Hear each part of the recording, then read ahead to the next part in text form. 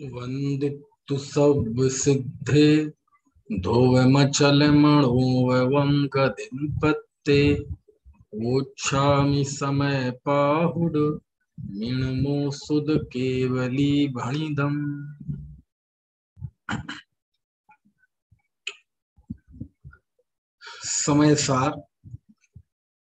समय सार के अंतर्गत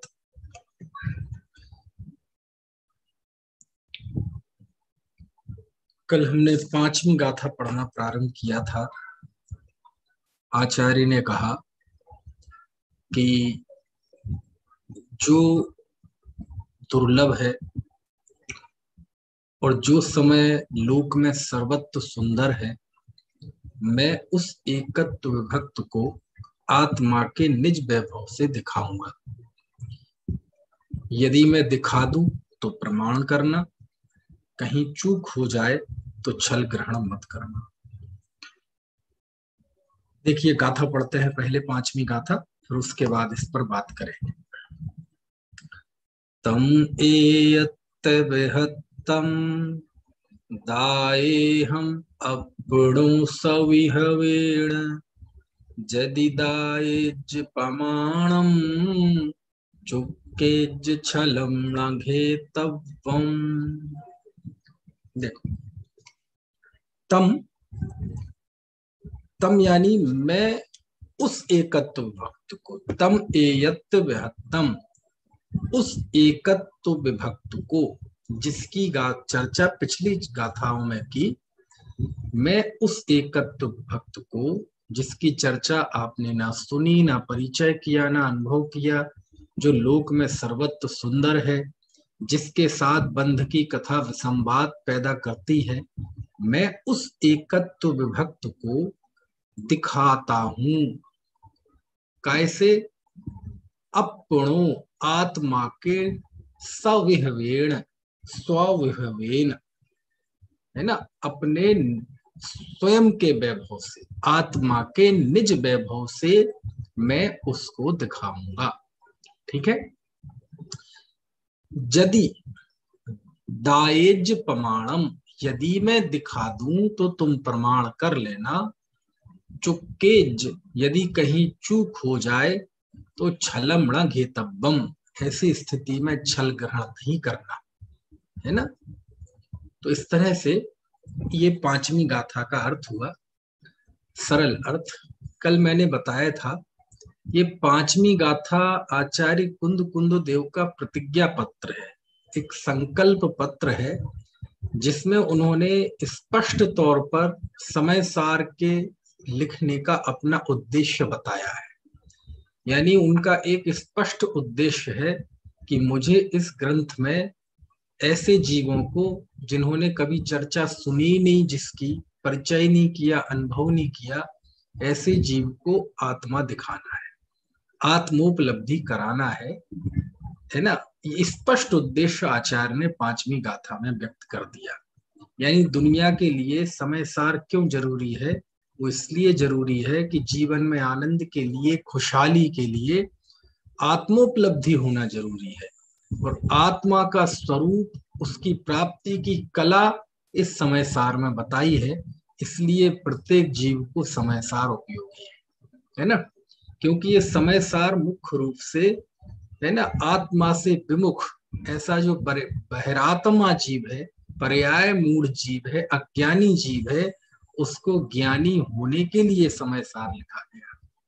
तो जो ज्ञानी है पहले से ही, वो पढ़े कि नहीं?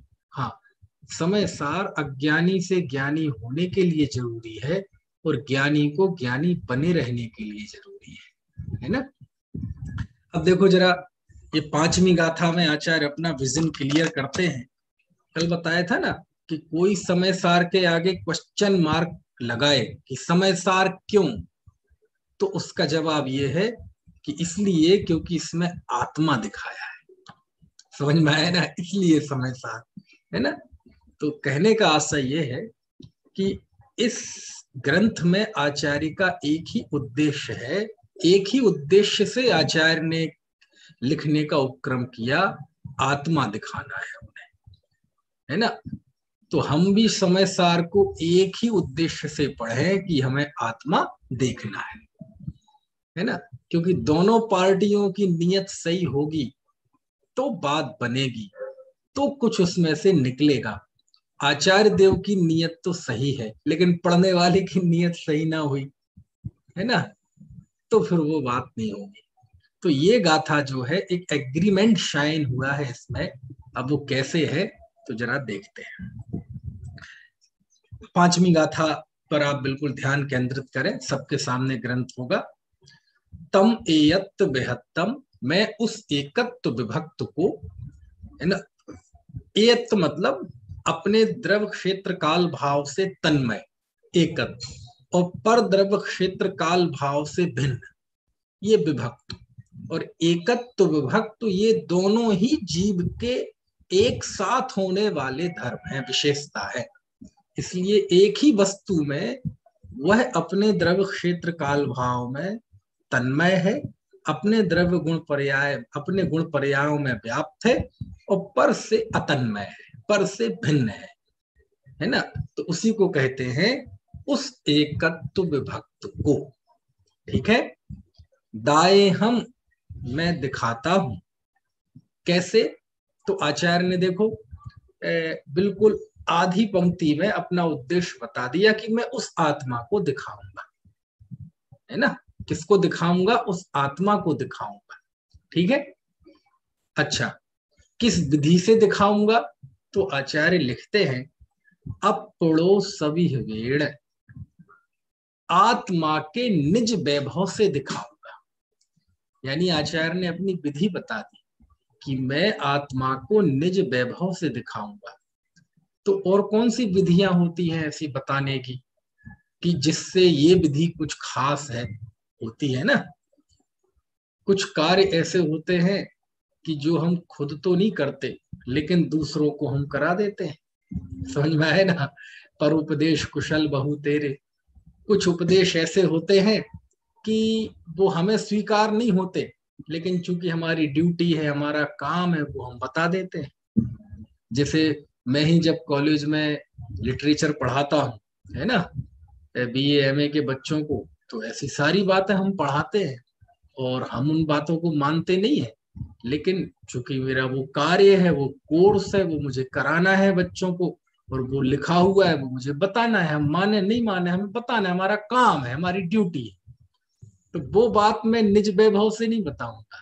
समझ में आए ना? बस लिखा है, लिखे हुए को बता दूंगा, है ना।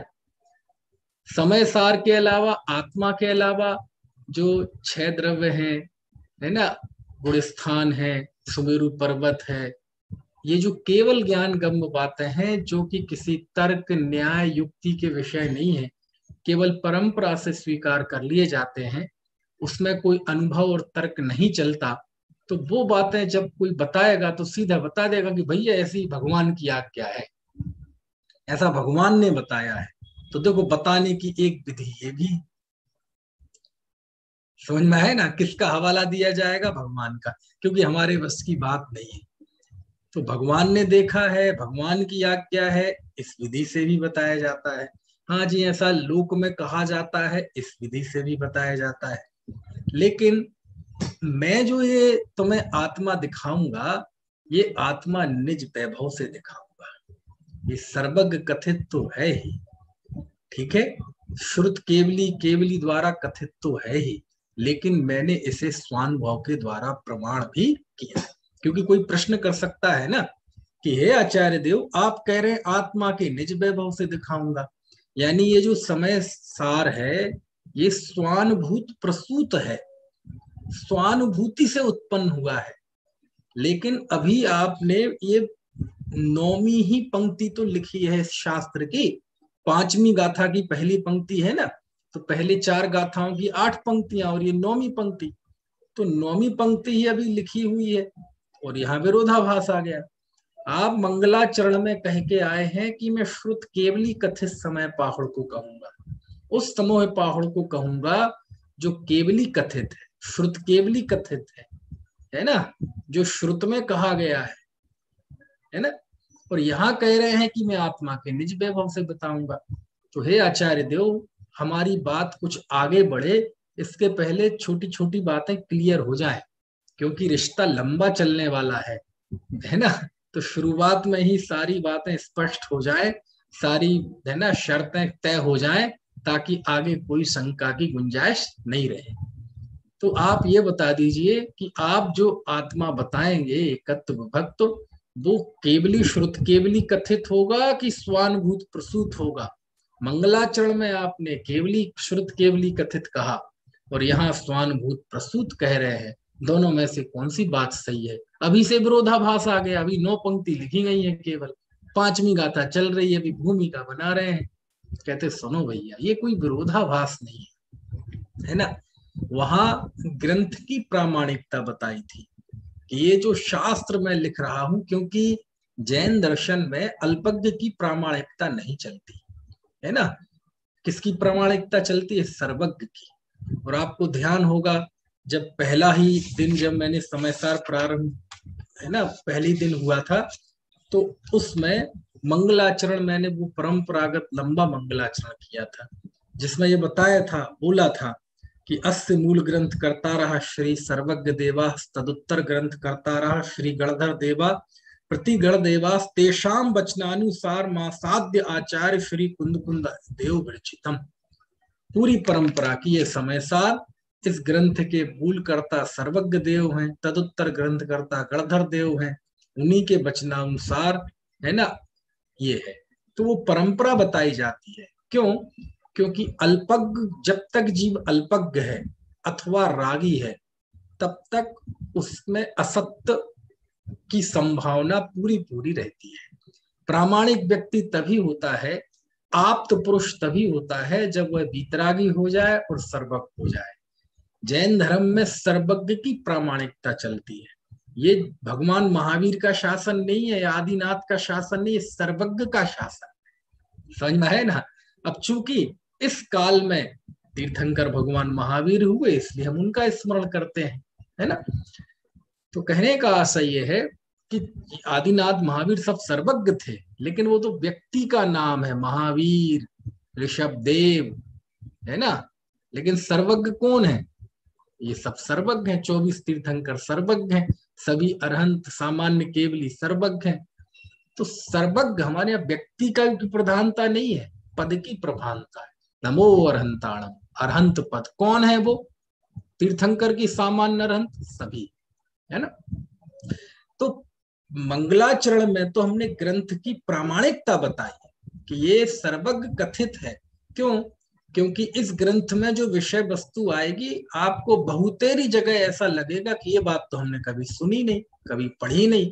तो कहते भैया ये भी सर्वज्ञ। कुंद कुंद अमृतचंद स्वामी ने तो पहली गाथा की टीका में लिखा, ये समय सार है ना अरहत प्रवचन का अवयव है।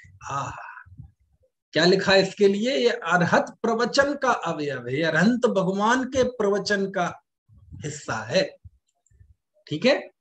तो हमने वहां सर्वज्ञ की साक्षी इसके लिए दी, लेकिन पूरे जिनागम का एक हिस्सा ऐसा है कि जिसमें केवल सर्वज्ञ की साक्षी ही नहीं, उसमें स्वयं की साक्षी भी चलती है।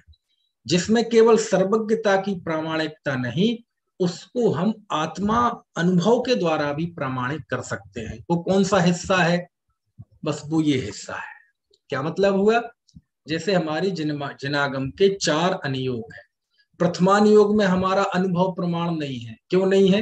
क्योंकि 63 शला का पुरुष हमने तो देखे नहीं, भूतकाल की 24, भविष्य की 24 हमने तो देखी नहीं, मारीची को हमने तो देखा नहीं, शांतिनाथ भगवान को हमने तो देखा नहीं, नैमीनाथ और पशुओं को हमने तो देखा नहीं, राजुल को हमने तो देखा नहीं, पार्श्वनाथ में होने वाले उपसर्ग को, कमट को और है ना घरणन पद्मावती को हमने तो देखा नहीं। तो प्रथमान योग में आपका प्रत्यक्ष ये कोई साक्षी नहीं है, बस आज्ञा प्रधान है कि सर्वज्ञ ने कहा, बस यही इसकी प्रामाणिकता है। इसके बाद आ जाए आप कर्णान योग में। कर्णान योग में 3 लोक, 7 नरक भूमि, 16 स्वर्ग, अनुदेश अनुत्तर। इसमें किसकी प्रामाणिकता है? हमारे पास कोई ऐसा ज्ञान है कि जिसके द्वारा हम इसे स्वानुभव से प्रमाणित कर सके ना, सर्वज्ञ की प्रामाणिकता है। दो नियोग चले गए, है ना। सिद्धांत भी देख लो, कर्म सिद्धांत, 8 कर्म, 148 प्रकृतियां आपने देखी है किसी ने? गुण स्थानों को देखा है किसी ने?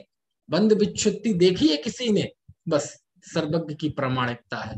उन्होंने कहा है, उनकी परंपरा से आचार्यों ने शास्त्र में लिखा है, दैट्स ऑल।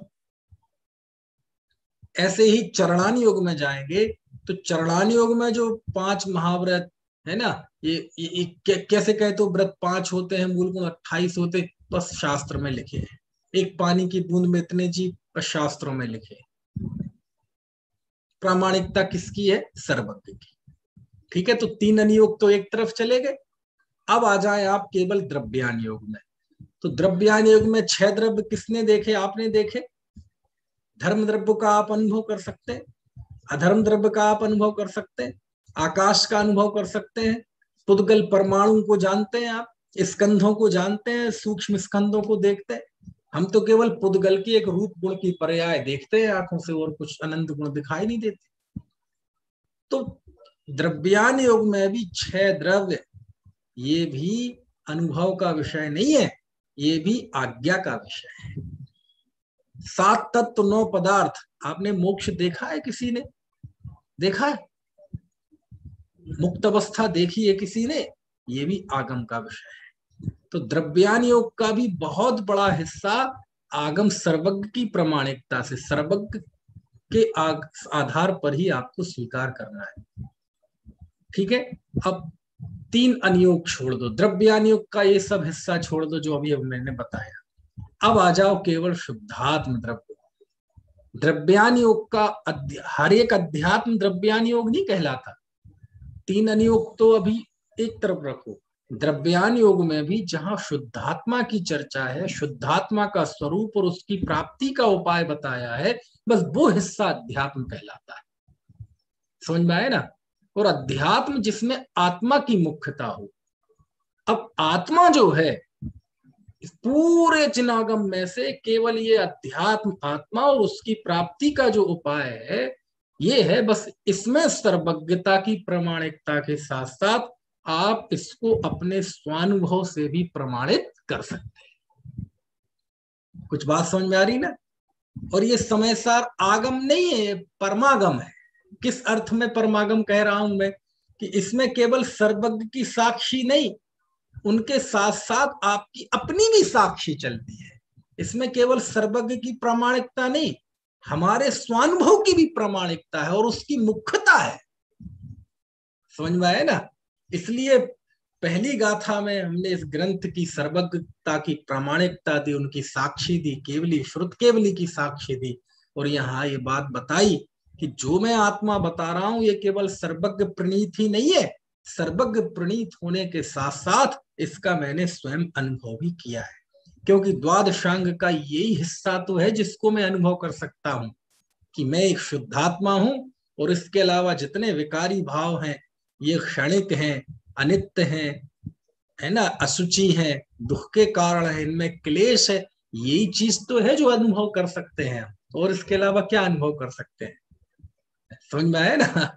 तो आचार्य कहते हैं मैंने उस आत्मा को स्वानुभव के द्वारा प्रमाण किया है। ये केवल सुनी सुनाई या केवल बाबा वाक्य प्रमाणम अथवा बराबर ऐसा कहने वाली चीज नहीं है।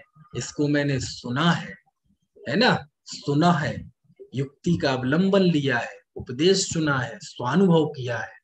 अब मैं आपको बताऊंगा, यानी जो मैं बता रहा हूं, जो मैं गाथा लिख रहा हूं, जो मैं स्वरूप लिखूंगा, इसमें मेरे अपने आत्मानुभव का जोर है। बातें तो सारी मैं वही कहूंगा जो सर्वज्ञ ने कही है। क्या कहा? सुनना, बात बहुत मार्मिक बात कह रहा हूं। जो मैं बात बताऊंगा आपको, जो शब्द बोलूंगा, जो गाथाएं बोलूंगा, वो तो सब कुछ वही बताऊंगा जो सर्वज्ञ ने कही है। लेकिन उसमें जो मोटिवेशन होगा, उसमें जो प्रेरणा होगी, उसमें जो आत्मविश्वास होगा, उसमें जो वजन होगा, वो मेरे स्वानुभव का भी होगा। किसका होगा? मेरे स्वानुभव, आत्मबल होगा मेरा। तो मैं वो आत्मबल से बताऊंगा तुम्हें। बाकी शब्द वो तो सब सर्वज्ञ की परंपरा से आए हुए हैं। आत्मा अनंत गुण वाला है, अनंत धर्म वाला है, सब सर्वज्ञ नहीं जाने। हमारे ज्ञान में तो अनंत को जानने की ताकत ही नहीं है।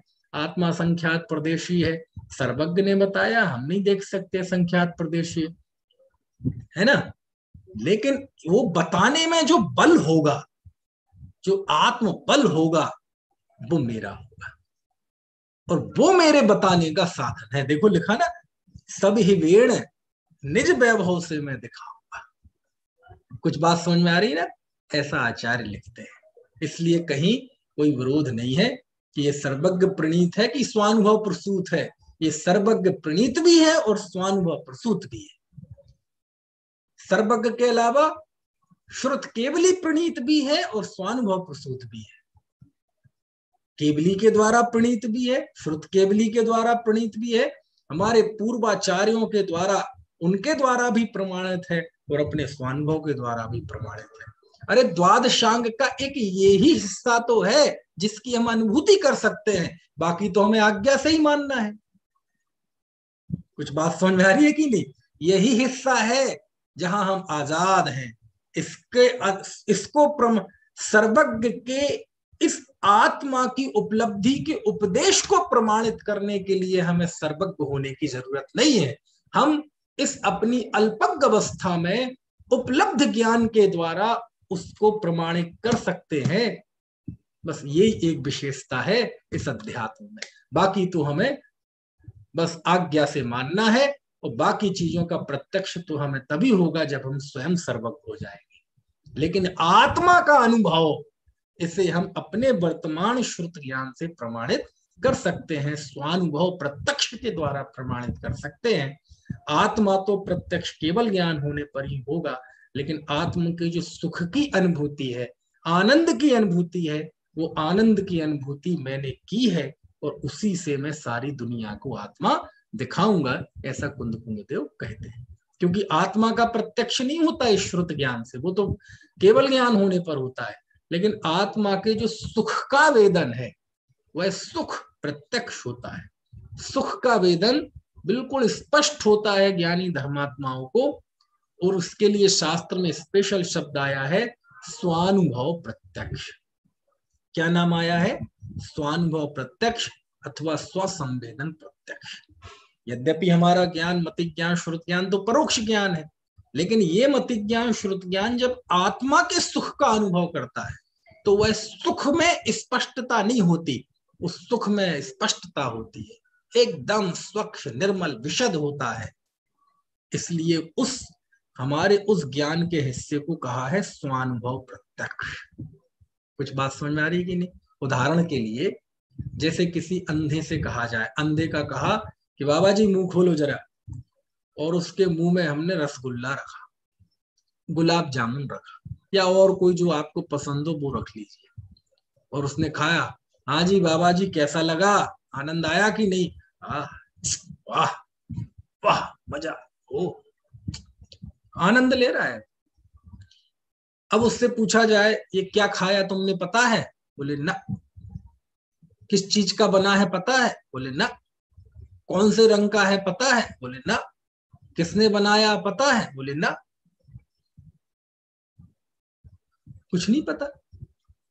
तो बाकी चीजें उसे सब परोक्ष, कुछ नहीं पता उसके बारे में, है ना। और पता भी है तो सुना सुनाया, कोई कह देगा ये रसगुल्ला है, कैसा था जी? ये बस लाल से काले से कलर का था। अब उसने आज तक कलर ही नहीं देखा, बस जान लेगा शब्दों से कि ये कलर का है। लेकिन एक व्यक्ति जो रसगुल्ले के बारे में बहुत जानता है, उसने उसके बारे में पीएचडी कर रखी है, उसको खिलाओ, और एक इस अंधे को रसगुल्ला खिलाओ, दोनों के स्वाद में कोई फर्क पाएगा? मजा दोनों को बराबर आएगा। समझ में आया ना? आत्मा के अनंत गुण, अनंत शक्तियां, अनंत धर्म प्रत्यक्ष तो केवल ज्ञान होने पर होते हैं, लेकिन उसमें जो सुख का अनुभव है, वो सुख का जो अनुभव है वो वर्तमान ज्ञान में हमें प्रत्यक्ष हो सकता है। क्यों? क्योंकि सुख अथवा दुख, इनका अनुभव तो प्रत्यक्ष ही होता है। समझ में आए ना? इसमें कहा कि संसार में दुख है, यदि हम ये कहें कि सब चीजें परोक्षी हैं, तो दुख को कैसे कहेंगे कि ये प्रत्यक्ष है? क्योंकि केवल ज्ञानी के प्रत्यक्ष ज्ञान है, उनको दुख होता नहीं, और हमें दुख है तो हमारे पास प्रत्यक्ष ज्ञान नहीं है, तो दुख तो कभी किसी के प्रत्यक्ष होगा ही नहीं। तर्क समझ में आया मेरा कि नहीं? सुख और दुख प्रत्यक्ष ही होते हैं भैया। समझ में क्या किस तर्क से बताया मैंने? यदि आप केवल ज्ञानी होने पर दुख प्रत्यक्ष होगा ऐसा कहेंगे तो उनके दुख होता नहीं, और हमें दुख है तो वो प्रत्यक्ष है नहीं, तो इसका मतलब दुख तो परोक्ष ही रहेगा सारे संसार के लिए। कहते नहीं, सुख और दुख का अनुभव प्रत्यक्ष होता है। संसार में दुख प्रत्यक्ष है कि परोक्ष है? 12 भावना में जो हम चिंतन करते हैं, दाम बिना निर्धन दुखी, तृष्णा दस धनवान, कहूं ना सुख संसार में सब जग देखो छान। ये जो दुखानुभूति है संसार में जो हमें महसूस होती है, ये स्पष्ट है कि अस्पष्ट है? स्पष्ट है। ये प्रत्यक्ष है कि परोक्ष है? प्रत्यक्ष है। इसी के उलट क्यों? क्योंकि इसमें जो हम अनुभूति करते हैं, अज्ञान राग द्वेष, ये हमारे लिए प्रत्यक्ष है, क्योंकि हम उसका अनुभव करते हैं। उसमें जो अनुभव करते हैं उस अनुभव में अस्पष्टता नहीं है। समझ में आए ना? आपको सुई चुभोए कोई और आपको जो कष्ट हो रहा है वो स्पष्ट है कि अस्पष्ट है? प्रत्यक्ष है कि परोक्ष है? वो दुख का अनुभव तो भैया साक्षात हो रहा है। समझ में आए ना? तो मैं ये तो दुख पे बात बताई। ऐसे ही सुख जो होता है, सुख आत्मिक सुख प्रत्यक्ष होता है। कुंद कुंद देव कह रहे हैं मैं उस आत्मा को प्रत्यक्ष किया है, मैंने उस सुख को मैंने प्रत्यक्ष भोगा है, प्रत्यक्ष आनंद लिया है मैंने, स्वानुभव प्रत्यक्ष, तब मैं आपको बताऊंगा। समझ में आए ना? ऐसा है। चलो वो तो ऐसी बात है ना, जब कहीं लड्डू बट रहे हो तो हमें भी लगता है कि यार हमारे बच्चे होते तो उन्हें भी लड्डू मिल जाते, वो भी मौज करते। तो कुंद कुंद देव को भी ऐसा लग रहा है कि पैदा तो मैं भी ऐसी खाली हाथ हुआ था इस पंचम काल में, लेकिन मुझे उस आत्म उपलब्धि हुई, उससे मेरा जीवन मंगलमय हो गया, मेरा जीवन आनंद से सराबोर हो गया, मेरे जीवन में खुशहाली छा गई। हम चाहते हैं पंचम काल के साधक जीव उस आत्मिक सुख से वंचित ना रह जाए, इसलिए मैं उस आत्मा को अपने स्वानुभव के द्वारा, आत्मा के वैभव के द्वारा तुम्हें दिखाऊंगा। समझ में आया ना? आचार्य कुंद कुंद के इस एक विकल्प ने सच में पंचम काल के जीवों को निहाल कर दिया, क्योंकि यदि उन्हें ये विकल्प नहीं आता हो और वो समय सार लिखने पर है ना प्रयासरत नहीं होते, उन्होंने ये उपक्रम नहीं किया होता, तो सच में पंचम काल के जो साधक जीव हैं वो प्यासे मर जाते, कुछ नहीं बचता, है ना? जीवन तो होता, ये सब कुछ होता, उठा पटक भी होती, अध्ययन अध्यापन पूजन भक्ति त्याग तपस्या सब होती, लेकिन वो जो साधना का आनंद है वो चला जाता, क्योंकि आनंद तो भीतर से आता है। समझ में आया ना? ठीक है, चलो तो फिर से गाथा पे आते हैं। आचार्य लिखते हैं तम एयत बेहत्तम दाए हम अपुड़ो सभी वेड़, मैं उस एकत्व विभक्त को आत्मा के निज वैभव से दिखाऊंगा। और फिर लिखते हैं आचार्य, देख लो बड़ा मार्मिक शब्द दिया, यदि दाएज प्रमाणम, यदि मैं दिखा दूं तो प्रमाण करना। क्या मतलब हुआ? आचार्य यदि शब्द क्यों लेते हैं कि यदि मैं दिखा दूं तो प्रमाण करना? अरे हे आचार्य देव, आप तो कलिकाल सर्वज्ञ हैं, आप जैसे समर्थ जीव भी जब यदि शब्द लगाएंगे तो मजा नहीं आएगा। आप ये दावा कर दो ना कि मैं तो दिखाई दूंगा, बिल्कुल हाथ पे रख के आत्मा दिखा दूंगा तुम्हें। कहते नहीं नहीं, आचार्य ने यदि लिखकर, यदि शब्द गाथा में डालकर बहुत बड़ी बात कह दी, उन्होंने उसमें से कर्तृत्व निकाल के फेंक दिया। कर्तृत्व निकाल के फेंक दिया मतलब मैं आत्मा दिखाऊंगा ये मेरा भाव मात्र है, लेकिन तुम्हारे अंदर जो आत्म उपलब्धि होगी उसका मैं कर्ता नहीं हूं। हम तो प्रेरणा मात्र दे सकते हैं, परमार्थ से तो इस वाणी का इन शब्दों का भी कर्ता मैं नहीं हूं, ज्ञाता मात्र हूं। तो मैं तो बस दिखाने का भाव है मेरा, ये मेरा भाव आ रहा है, ये मेरा अपना एक निजी मामला है कि मैं दिखाने का उपक्रम कोशिश आपके सामने कर रहा हूं। लेकिन फल तो आप अंदर का जैसा पुरुषार्थ करेंगे वैसा लगेगा। मैं आपका कर्ता नहीं हूं, मेरा तो उपदेश शिक्षा मात्र है। इस तरह यदि शब्द लिख के आचार्य ने दो द्रव्यों की स्वतंत्रता का स्पष्ट है ना, वो उस समय उन्होंने ये बात ब्याज से कह दी। समझ में आया ना कि आप और हमारे बीच में एक निमित्त नैमित्तिक संबंध तो हो सकता है, लेकिन कर्ता कर्म संबंध नहीं है। यदि यदि मैं दिखा दूं, मेरा ये भाव चल रहा है आत्मा दिखाने का, और यदि हो सकता है तुम्हारा स्वकाल पक गया हो, तुम्हारी काल लब्धि आ गई हो, और तुम्हारा ऐसा अंदर का पुरुषार्थ जागृत हो कि तुम आत्मा की अनुभूति कर लो, तो बहुत खुशी की बात है। लेकिन मैं जानता हूं लाखों लोग समय सार पढ़ेंगे, हजारों लोग उसको समझने की कोशिश करेंगे, है ना, सैकड़ों लोग उसका अर्थ समझेंगे, दसेक लोग उसका निर्धारण करने की प्रक्रिया में होंगे, तब एकांत को जाके आत्मा की उपलब्धि होगी। इसलिए मैं दावा कैसे करूं कि मैं आत्मा दिखा दूंगा? मेरा भाव है, अरे लाखों समय सार पढ़ेंगे तब जाके एकांत को आत्मा की प्राप्ति होगी। उस अंतिम बिंदु तक पहुंचने के पहले कितने ही लोग पीछे से लौट जाएंगे। जैसे वो एवरेस्ट पे चढ़ने के लिए हजारों लोग चढ़ते हैं ना, चलते हैं, प्रारंभ करते हैं, कोई तो रास्ते से लौट आते हैं, किन्हीं की रास्ते में जान चली जाती है, कोई अपंग हो जाते हैं, कोई ऊपर ही जाके खत्म हो जाते हैं। समझ में आए ना, एक आध कोई पहुंच पाता है उस एवरेस्ट की चोटी पर। इसलिए मैं दावा कैसे करूं कि मैं आत्मा दिखा रहा हूं और तुम देख ही लेना, तुम्हें दिखा ही दूंगा, अरे मैं हाथ पे रख के तुम्हें दिखा दूंगा। ना ना ना ना, आचार्य को ऐसा कर्तृत्व का कोई भ्रम नहीं है। दो द्रव्यों की स्वतंत्रता का, पर्याय की क्षणभंगुरता का, समझ में है ना, है वस्तु की नियत व्यवस्था का आचार्य को बोध है। इसलिए आचार्य कौन से शब्द का प्रयोग करते हैं? यदि यदि यदि मैं दिखा दूं तो। समझ में है ना, है क्यों? कुछ कई हजारों लोग पढ़ते हैं समय साथ, कुछ ऐसे पढ़ेंगे कि चलो देखते हैं क्या लिखा है शास्त्र में, भाई जैनियों का शास्त्र है ना, और हम जैन दर्शन पे अथवा प्राकृत भाषा पे यूनिवर्सिटी विश्वविद्यालय में पीएचडी कर रहे हैं।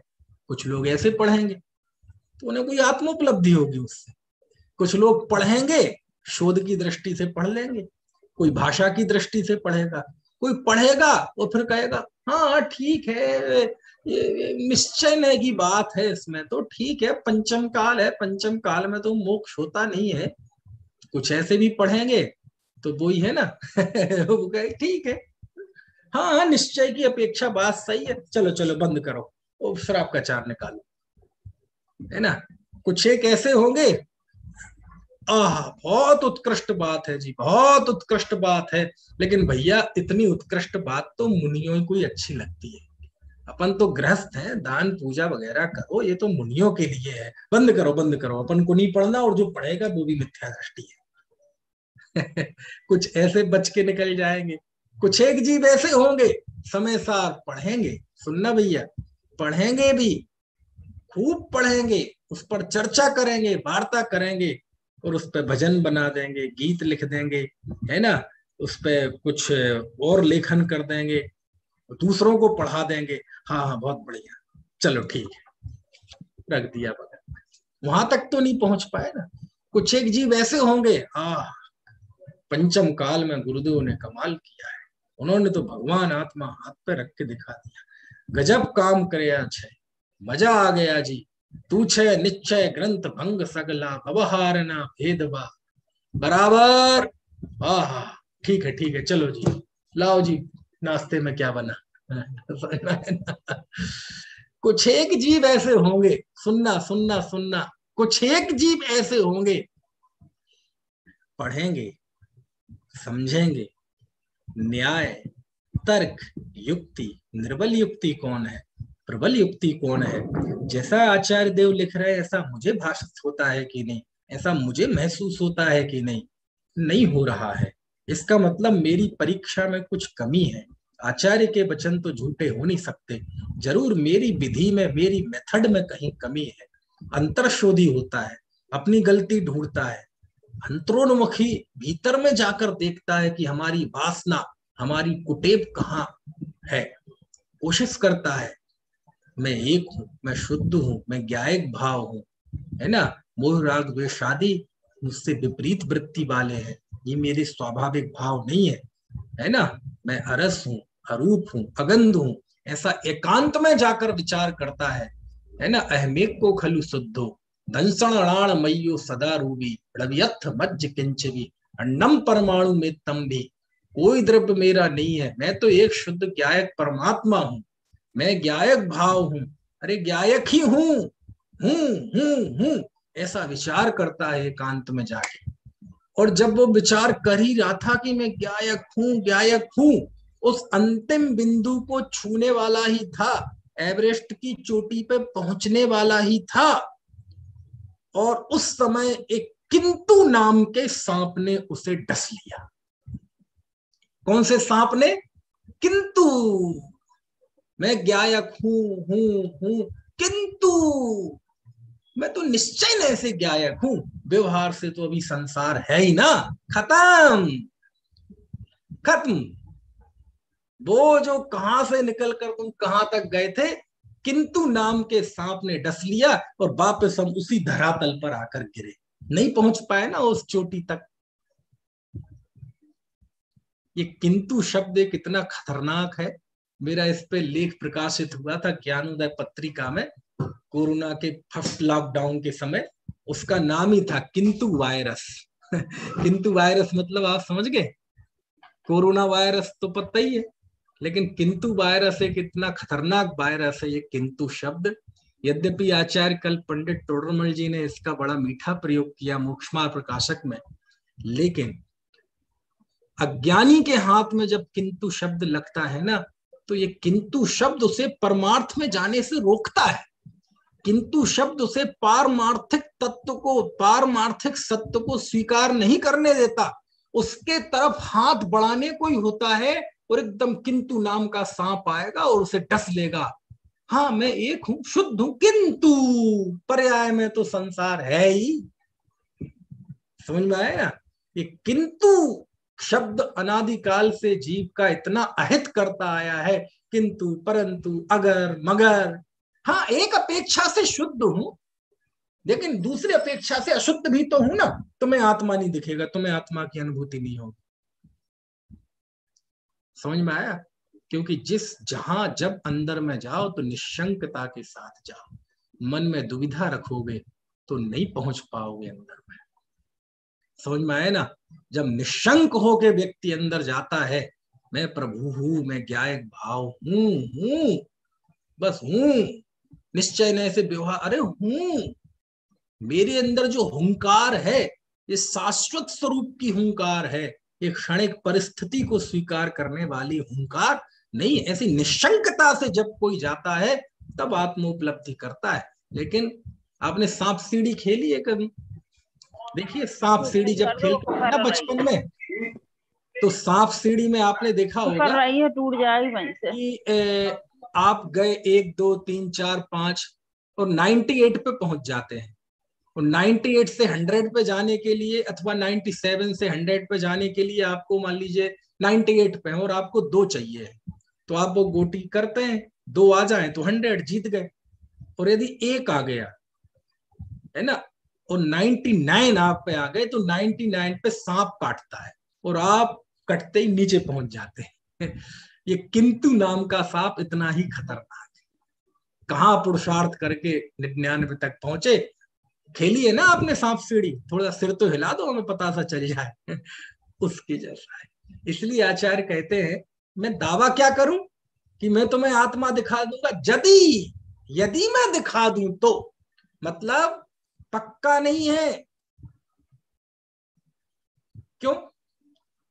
इस बात के लिए मुझे एक दोहा याद आ गया योग सार का। कौन से ग्रंथ का? आचार्य योगेंदु कृत योगसार का अपभ्रंश भाषा का शास्त्र है, आज से लगभग 1300 साल पहले का। और वैसी ही एक गाथा भी है कार्तिकेयानुप्रेक्षा में। मालूम क्या लिखते हैं आचार्य देव? इतना बढ़िया दोहा है, जदि शब्द की व्याख्या कर रहा हूं। और वो दोहा आप देखना, उसका 4 पद हैं उसमें, आखिरी के पद का अर्थ तो आप खुद भूल देंगे। क्या है उसमें? बिरला जाणहि तत्व बोह, बिरलाड़े सुड़े तत्तु, बिरला जाणहि बिरला नहीं, क्या है? बिरला जाणहि तत्व बोह, बिरलाड़े सुड़े तत्तु, बिरला झाए तत्तु जिए, बिरला धारहि तत्तु। अर्थ तो नहीं आए समझ में अभी? देखो क्या लिखते हैं आचार्य। नंबर याद नहीं आ रहा मुझे, है ना, ये हमारे सुभाष जी खोल के बैठ रहे हैं, लेकिन मुझे नंबर याद नहीं आ रहा उसमें। हाँ, कौन से नंबर का है बता दीजिए? 66 66 नंबर का। हाँ चलो सर। ठीक है, ठीक है। अर्थ देखो आप, बिरला जाणहि तत्तु जिए। अरे कोई बिरला जीव होता है जो तत्व को जानता है। बिरलाड़ी सुड़ी तत्तु, कोई विरला होता है जो तत्व को सुनता है। बिरला झाए तत्तु जिए, अरे कोई बिरला ज्ञानी जीव होता है जो तत्व का ध्यान करता है। बिरला धारहि तत्तु, कोई विरला होता है जो तत्व को धारण करता है। समझ में आया ना? इसलिए मैं दावा कैसे करूं भैया, कैसे दावा करूं मैं? हजारों लोग इस रेस में लगे तब एक आध पहुंचेगा। अब वो कौन पहुंचेगा मैं नहीं जानता, जो भी पहुंचाएगा, जो पुरुषार्थ करेगा वो पहुंच जाएगा सम्यक दिशा में। इसलिए आचार्य ने कौन सा शब्द दिया? यदि मैं दिखा दूं तो। समझ में आया ना? यदि देखो तो आचार्य एक तरफ है ना आत्मानुभव के बल से कह रहे हैं कि मैं आत्मा के वैभव से तुम्हें वह एकत्व वक्त दिखाऊंगा। इस पहली पंक्ति में आचार्य का आत्मविश्वास देखिए आप, कॉन्फिडेंस देखिए। लेकिन आचार्य के अंदर कॉन्फिडेंस तो है, लेकिन ओवर कॉन्फिडेंस नहीं है। समझ में आया कुछ की नहीं? ओवर कॉन्फिडेंस नहीं है। क्यों? क्योंकि वो वस्तु स्वरूप जानते हैं। अरे पता है उन्हें कि मैं कितने कठिन रास्ते पर चलूंगा। ये अनादिकालीन पर्याय मूर्ता के संस्कार तुम्हें भगवान आत्मा स्वीकार नहीं करने देंगे। कुंद देव अपने निज वैभव से आत्मानुभव का जोर लगा लगा के तुम्हें आत्मा दिखाने की कोशिश करेंगे, लेकिन पर्याय मूर्ता अनादिकाल के अज्ञानता के जो संस्कार हैं वो तुम्हें समय सार स्वीकार नहीं करने देंगे। तुम किंतु परंतु अगर मगर लगा लगा के, क्यों? क्योंकि संस्कार बहुत घने हैं ना, अनादिकाल के संस्कार है। मैं शरीर हूं, है ना, ये वाले। और उसके सामने कुंद देव अकेले ये कोशिश कर रहे हैं कि मैं तुम्हें आत्मा दिखाऊं। तो भगवान आत्मा दिखाएंगे आचार्य देव, लेकिन तुम किंतु परंतु अगर मगर ना जाने कितने कितने शब्दों की आड़ में आचार्य कुंद देव के उस उपक्रम को तुम तिलांजलि दे दोगे। इस बात का कुंद देव को गहरा बोध है कि ये कोई इतना आसान नहीं है कार्य। लाखों समझेंगे, पढ़ेंगे, तब एकांत को प्राप्ति होगी। इसलिए आचार्य की वाणी में कॉन्फिडेंस तो है, लेकिन ओवर कॉन्फिडेंस नहीं है। समझ में आया ना? कॉन्फिडेंस नहीं होगा तो गाड़ी चला नहीं पाओगे, और ओवर कॉन्फिडेंस होगा तो कहीं भिड़ा दोगे। समझ में आया ना? कितना बढ़िया है। जदिदाएच प्रमाणम, यदि मैं दिखा दूं तो तुम क्या करना? प्रमाण कर लेना, है ना? यदि क्यों लिया अब आपको समझ में आ गया? यदि शब्द की सार्थकता मेरे दिखाने का भाव है, और तुम प्यार से इसे सुन लो, और सुनकर तुम्हारे अंदर विश्वास आ जाए, तुम्हारे अंदर का पौरुष जाग जाए, तुम्हारे संसार का किनारा निकट आ गया हो, तुम्हारी काल लब्धि आ गई हो, तुम्हारी होनहार अच्छी हो, और तुम अपने अंदर के अंतरोन्मुखी वज्र पुरुषार्थ के द्वारा उस आत्म उपलब्धि को कर लो, इससे बढ़िया कोई बात नहीं हो सकती। बस लेकिन आचार्य को पता है कि ये सब नहीं कर पाएंगे, यदि कर लो तो इससे बढ़िया कोई बात नहीं हो सकती, क्योंकि हम तो इसी उद्देश्य से लिख रहे हैं। समझ में आया ना? अच्छा इंदुलाल जी, आचार्य ने आत्मा दिखा दिया, ये निर्धारित कौन करेगा? कौन सुनिश्चित करेगा इस बात को कि आचार्य ने आत्मा दिखा दिया? कौन सुनिश्चित करेगा? कोई भगवान आएंगे ऊपर से उतर के सुनिश्चित करने कि देखो कुंद कुंद देव ने आत्मा दिखा दिया? ना, भगवान नहीं आएंगे। तो कुंद कुंद देव निश्चित करेंगे कि तुम्हें आत्मा दिख गया कि नहीं? बोले कुंद कुंद देव को तो 2000 साल 1900 साल हो गए उनको समाधि हुए। कौन निर्धारित करेगा कि उन्होंने आत्मा दिखा दिया? कहते तुम्हें आत्मा दिख गया, यदि तुम्हें दिख गया तो समझ लो आचार्य ने दिखा दिया, और नहीं दिखा इसका मतलब आचार्य की उम्मीदों पे हम खरे नहीं उतरे।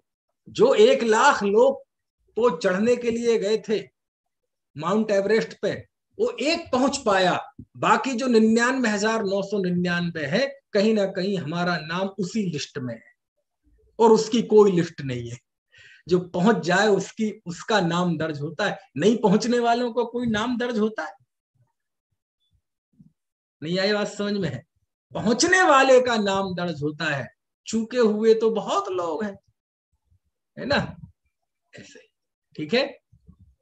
तो आचार्य कह रहे हैं कि यदि मैं दिखा दूं तो तुम क्या करना? बोले प्रमाण करना। कैसे प्रमाण करना? तो बोले जैसे मैंने प्रमाण किया वैसे तुम प्रमाण करना। हे आचार्य देव, आपने कैसे प्रमाण किया? मैंने स्वानुभव से प्रमाण किया, तो तुम भी काय से प्रमाण कर लेना? स्वानुभव से प्रमाण कर लेना। मतलब क्या हुआ? कुंद कुंद देव कहते हैं मेरा समय सार में लिखने का एक ही उद्देश्य है कि मैं अपने वैभव से तुम्हें आत्मा दिखाऊंगा। हम चाहते हैं तुम भी एक ही उद्देश्य रखो कि जब समय सार पढ़ो तो आत्मा देख लेना। मतलब यदि मैं तुम्हें आत्मा दिखाऊं तो तुम उसे लिखने मत बैठ जाना, दूसरों को पढ़ाने मत बैठ जाना। क्यों? ये तो ऑप्शनल है। पढ़ाने कोई प्रतिभाशाली होगा, पढ़ाएगा, कोई बढ़िया लेखक होगा, उस पर लिखेगा, ये तो ऑप्शनल है। जीवन में हो ना हो कोई फर्क नहीं पड़ता। लेकिन लाख काम छोड़कर, 1000 काम छोड़कर जब मैं आत्मा दिखाऊं तो तुम एक काम अवश्य कर लेना श्वास छूटने के पहले पहले। और चूंकि श्वास का भरोसा नहीं है, इसलिए जिस समय हो उस समय कर लेना। कौन सा? उसे स्वानुभव के द्वारा प्रमाण कर लेना। बाकी के कार्य हो तो नहीं हो तो कोई उससे फर्क नहीं पड़ता। एक दुकान पे गए तो वहां एक स्लोगन लिखा था, स्टिकर चिपका था, उसमें लिखा था आओ तो वेलकम, जाओ तो भीड़ कम। समझ में आया ना? मतलब आओ तो ठीक है, ना आओ तो कोई बात नहीं। ऐसी बाकी की चीजें हो तो हो, नहीं हो तो नहीं हो। कुंद कुंद कहते बस एक चीज होना चाहिए, क्या? तुम उसे स्वानुभव से प्रमाण कर लेना। बस इतनी उम्मीद रखते हैं आचार्य। आचार्य कुंद कुंद को हमसे कोई बहुत ऐसी उम्मीदें नहीं है। वो उम्मीद है जिस कार्य को कोई एक चिड़िया भी कर सकती है, जिसको कम से कम बुद्धि चाहिए जिस कार्य के लिए, वह उतनी उम्मीद करते हैं वो। इस काम को कोई भी भव्य संगी पंचेंद्रिय चारों गति का जीव कर सकता है। अब चूंकि अब ये पशु तो समय सार पढ़ेंगे नहीं, मुख्य रूप से तो ये हम आपके लिए ही समय सार लिखा गया है। तो हम आप में भी जो कम से कम बुद्धि का धारक होगा, 8 साल की उम्र का बच्चा जिसे ABCD भी ना आती हो, आ ई भी ना आती हो, वह भी आत्मा का अनुभव कर सकता है। वो इतनी उम्मीद रखते हैं आचार्य हमसे मिनिमम कि जब मैं आत्मा दिखाऊं तो तुम क्या करना? सब काम छोड़ के उसका अनुभव कर लेना। समझ में आए ना?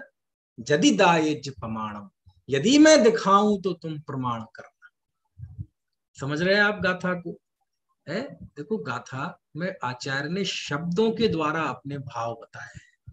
तो हमें शब्दों के द्वारा उस भाव तक ही पहुंचना है। आचार्य का लहजा क्या है, उनका अंदाज क्या है, क्योंकि जब भी शब्द निकलते हैं ना, जैसे आपने देखा होगा जब कोई सितार बजाता है, गिटार बजाता है, तो गिटार से स्वर निकलते हैं और फिर दूसरे के कानों में जाते हैं तो वो मिश्री घोलते हैं, आनंद आता है।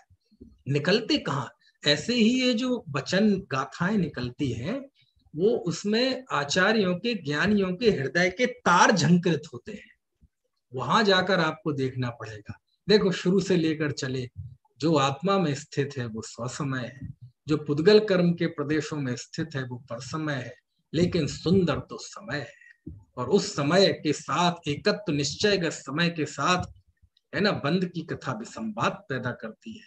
लेकिन अफसोस तुमने काम भोग बंद की कथा सुनी, परिचय किया, अनुभव किया, इसलिए वो तो सुलभ रही, बस पर से भिन्न इस एकत्व की चर्चा ही तुम्हारे लिए दुर्लभ रही।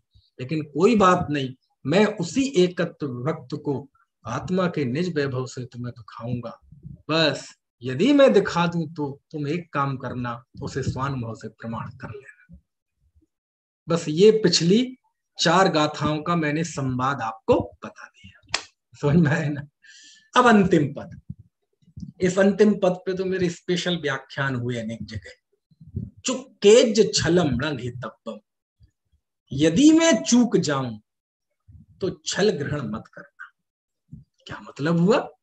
हे आचार्य देव, आप चूकने की बात करते हैं, कुंद कुंद देव जैसे चूकने की बात करते हैं, कलिकाल सर्वज्ञाचार्य कुंद कुंद देव चूकने की बात करते? हाँ भैया। क्यों? क्योंकि मैंने जो रास्ता चुना है वो इतना आसान नहीं है। इसमें स्खलन के लिए, इसमें चूकने के लिए इतने अवसर हैं, चूकने के इतने अवसर हैं कि बस क्या बताएं, करेंगे अभी व्याख्या। कि चूक हो जाए तो कोई छल ग्रहण मत करना। समझ में आए ना? कोई कह सकता है कि ये चूकने वाली बात कह के आचार्य ने शिष्टाचार निभाया है। क्या निभाया है? शिष्टाचार। शिष्टाचार तो आप समझते हैं ना? नहीं समझते है? औपचारिकता निभाई है, फॉर्मेलिटी की है ना? थोड़ा पोलाइट हो रहे हैं। नहीं नहीं, ये शिष्टाचार नहीं है, या यूं कहें अकेला शिष्टाचार नहीं है। क्यों? यदि ये शिष्टाचार सुनकर मुझे संतोष नहीं होता। क्यों नहीं होता? क्योंकि यदि ये शिष्टाचार होता तो ये शिष्टाचार आचार्य ने प्रवचन सार में क्यों नहीं निभाया? ये शिष्टाचार पंचास्ती काय में क्यों नहीं निभाया? नियम सार में क्यों नहीं निभाया? दंसड़ पाहुड़ में, सुत्त पाहुड़ में, चरित्र पाहुड़ में क्यों नहीं निभाया? बोध पाहुड़ में क्यों नहीं निभाया? मोक्ष पाहुड़ में क्यों नहीं निभाया? भाव पाहुड़ में क्यों नहीं निभाया? लिंग पाहुड़ में क्यों नहीं निभाया? सील पाहुड़ में क्यों नहीं निभाया? ऋण सार में क्यों नहीं निभाया? एक संभावना को माने तो मूलाचार में क्यों नहीं निभाया? अब इतनी पाहुड़ उनके उपलब्ध है ना? अब और होंगे तो अब उसके बारे में क्या कहें। इतनी जगह तो नहीं निभाया, केवल समय सार में निभाया। ऐसा क्यों? अरे चीजें इतनी आसान नहीं होती हैं, मन को पढ़ना पड़ता है आचार्यों के। बोले अच्छा, शिष्टाचार तो ये है नहीं, क्योंकि बाकी शास्त्रों में नहीं निभाया ना, केवल समय सार में ये चूकने वाली बात क्यों? क्यों? वो इसलिए आचार्य ने चूकने वाली बात लिखकर समय सार के साथ जुड़े हुए जो खतरे हैं, जो आशंकाएं हैं, जो चिंताएं हैं, उसकी तरफ उन्होंने इशारा किया है। क्या मतलब हुआ? हाँ, आचार्य के जितने बाकी शास्त्र हैं वो इतने संवेदनशील नहीं है कि जहां पढ़कर व्यक्ति बिगड़ सके, अन्यथा अभिप्राय ग्रहण कर सके, कुछ उल्टा सुल्टा समझ ले। ये सारी दिक्कतें समय सार के साथ है कि यदि समय सार को तुम सही अर्थ में नहीं समझोगे तो कुछ ना कुछ गलत हो जाएगा, कुछ ना कुछ अमंगल हो जाएगा। समझ में आए ना? क्यों? क्योंकि इसमें रिस्क है। मैंने बहुत बड़ी रिस्क उठाई है, कुंद कुंद देव कह रहे हैं, बहुत बड़ा खतरा मोल लिया है आत्मा दिखाने का संकल्प लेकर। इसमें खतरे बहुत हैं। एकांत का कोई उपदेश ग्रहण कर सकता है, कोई स्वच्छंद हो सकता है, कोई शिथिलाचारी हो सकता है, कोई व्यवहार का सर्वथा निषेध मान लेगा। तो आचार्य ने वो जो एकांत और शिथिलाचार के जो खतरे हैं उनकी तरफ इशारा किया है कि मैं आत्मा दिखाऊंगा और तुम वो देखो ना और कुछ अन्यथा उल्टा सीधा समझ लो। तो कहते हैं यदि चूक हो जाए तो छल ग्रहण मत करना, डोंट टेक अदरवाइज। समझ में आए ना? बस मैं जो दिखाना चाहता हूं उस उद्देश्य को ध्यान रखना, मुझे तुम्हें आत्मा दिखाना है, बस तुम उतना ही उद्देश्य रखना कि आत्मा देखना। इसके अलावा जो कुछ भी तुम समय सार से ग्रहण करोगे ये इसके बिना, तो सब छल होगा, छल होगा, छल होगा। समझ में आए ना?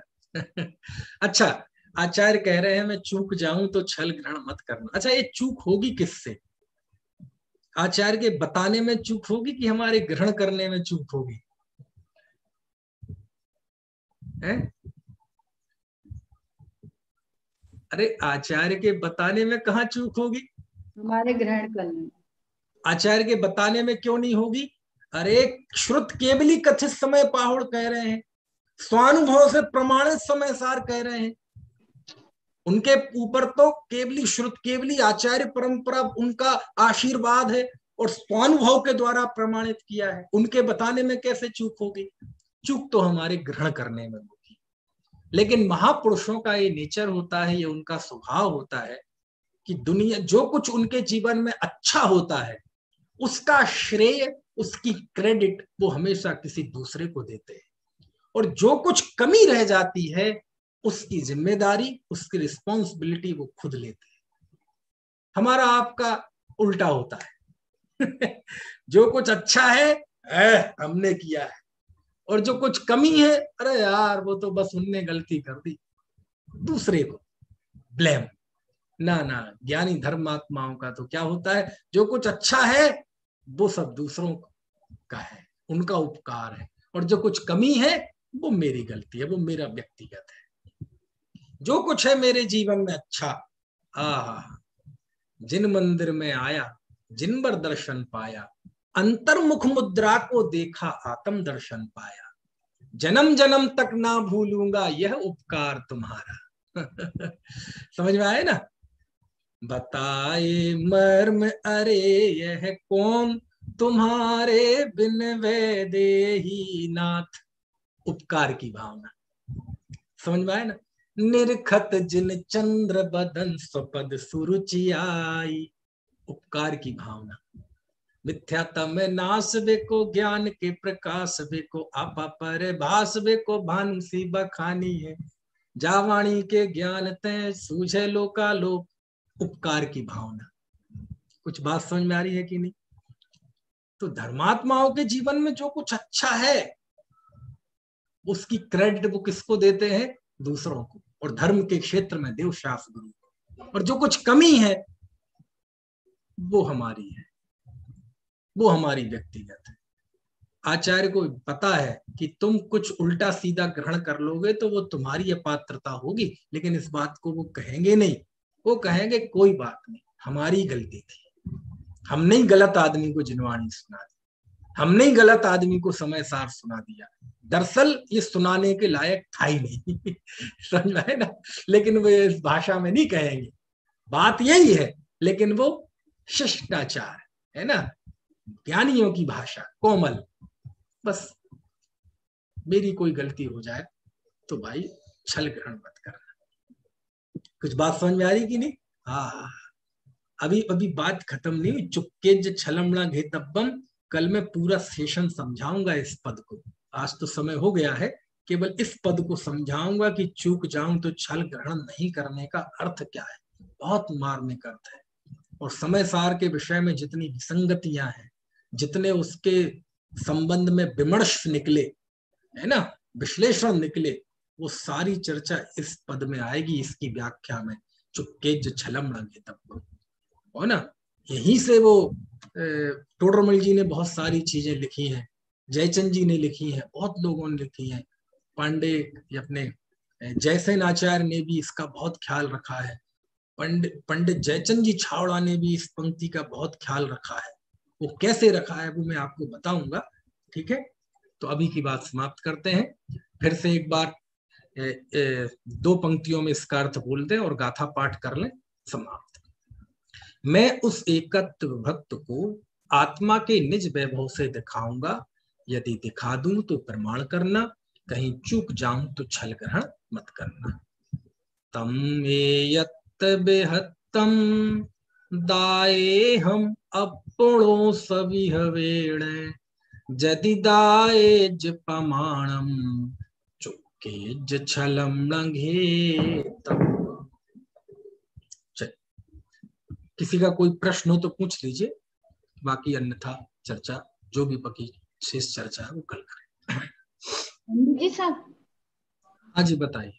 ये जो हिंदी में किसी किसी गाथा में शब्द है और जो मेरे पास समय सार जी से लिखे हुए हैं उसमें थोड़ा अंतर है, तो उसमें कुछ फर्क तो नहीं पड़ता होगा ना? वो मुझे याद है, ये नए शब्द है थोड़े। अर्थ में फर्क नहीं आना चाहिए, है ना। अभी जो मैंने बताया ये समझ में आ गया आपको? हाँ, बस ये ध्यान रखो, है ना। बाकी जो अब अनुवाद करते हैं वो आप कई एक ही बात को बताने के लिए अनेक अनेक शब्द होते हैं, है जो ना। पहले वाले वो याद है और ये अभी पढ़ रहे हैं ना, उसमें फिर वो कंफ्यूजन हो जाता है रिवीजन करने। कोई बात नहीं, एक शास्त्र से पढ़ें आप, जो भी घर में रखते हैं उसको उससे पढ़ें, है ना। अब ये तो जब एक ही ग्रंथ के 10 प्रकाशन होंगे, 15 प्रकाशन होंगे, तो अब थोड़ा बहुत तो फर्क आ ही जाता है।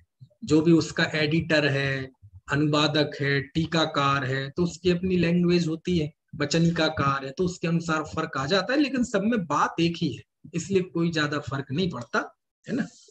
चलो। अनंत धर्मणस्तत्त्वं पश्यन्ति प्रत्यगात्मनः, अनेकांतमयी मूर्तिर्नित्यमेव प्रकाशिता।